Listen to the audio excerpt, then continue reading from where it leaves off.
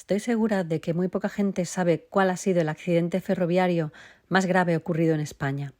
Y esto es debido a que se produjo el 3 de enero de 1944, en plena posguerra y con una censura y un control de la prensa nacional que hizo que la tragedia apenas ocupara unas líneas en los periódicos.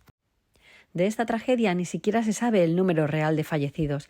Según los datos oficiales, fueron 83 las víctimas mortales y 64 heridos. Según estimaciones posteriores, esta cifra se elevaría hasta los 100 fallecidos y 111 heridos.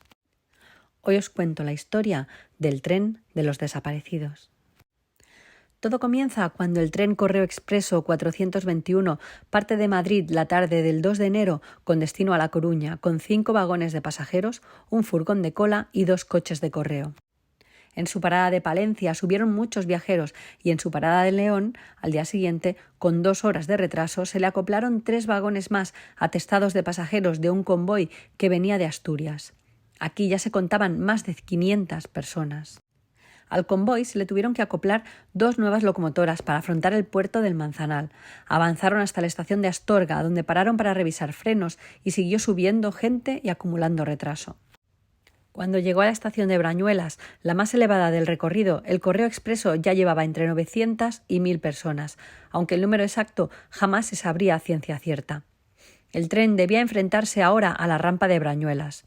Esto consistía en descender de 1000 metros de altitud a 700 de Torre del Bierzo, atravesando 20 túneles en una distancia de 8 kilómetros, con trenes de vapor, ya que esta línea, a diferencia de la del puerto de Pajares, no estaba electrificada. Debido a la dificultad que entrañaba este descenso, siempre se realizaba con 2 locomotoras para poder frenar los trenes. Este día, en pleno descenso de la rampa, el Correo Expreso logró frenar en la estación de La Granja haciendo contramarcha, pero a la locomotora que iba en primer lugar se le calentó un eje. Como esto significaba que corría peligro de partirse y hacer descarrilar el convoy, el maquinista pidió cambiarla, pero las prisas por el retraso hicieron que el jefe de tracción de Renfe en León hiciera que solo se apartase la locomotora dañada, afrontando la bajada hasta Torre del Bierzo con una nada más. Esto significó que, a pesar de todos los esfuerzos que hicieron usando el contravapor para frenar el tren e incluso frenando los vagones manualmente, el tren no logró hacer su siguiente parada, Álvarez, por la que pasó imparable y a toda velocidad, dejando allí a todos los pasajeros que esperaban impacientes en el andén debido al retraso acumulado. Mientras, el jefe de correos, que ve como el tren pasa de largo, avisa por radio para que despejen la vía, ya que el Correo Expreso va sin frenos. Pero la tragedia en este punto es del todo inevitable. La velocidad que lleva el convoy del tren Correo hace del todo imposible evitar la colisión con un tren de maniobras con 2 vagones de carbón que circula en la misma vía y que intentaba huir del choque yendo en la misma dirección. Este alcance se produce a la 1:20 de la tarde, cuando entra el Correo Expreso en el túnel número 20.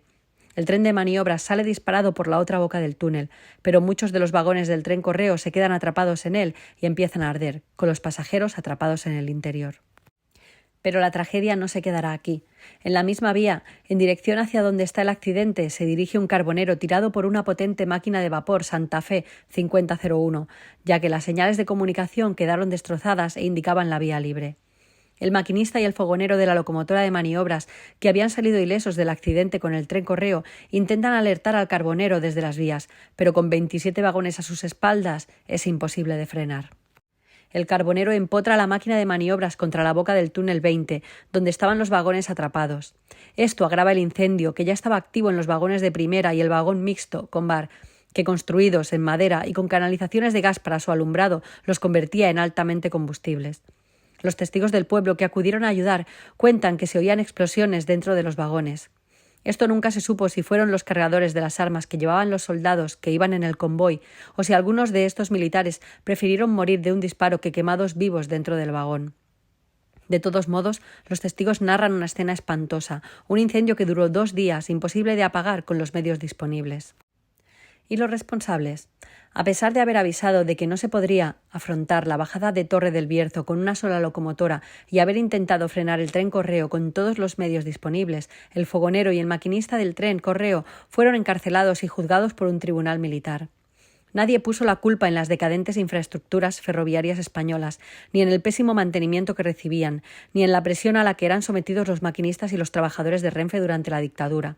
Una dictadura que intentó por todos los medios silenciar el suceso, que ocultó el número real de víctimas y que condenó al anonimato a muchas de ellas y a sus familias.